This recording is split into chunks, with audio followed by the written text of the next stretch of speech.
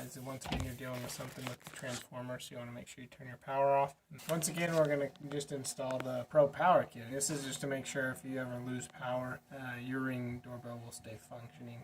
You got 2 wires here. One's going to the front, one's going to the transformer. Should be labeled there. Should just loosen those up a little bit. Make sure you've got a good connection there. Tighten that one.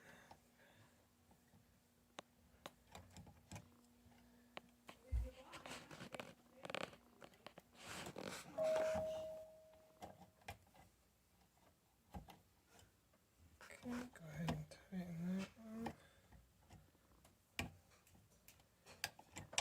And then just got a little sticker here on the back, so go ahead and peel that off.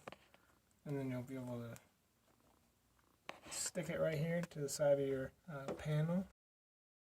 That way it won't ever show. Make sure you got those tightened. You want to turn the power back on, and you can flip that back on, and it should be all set. And there we go.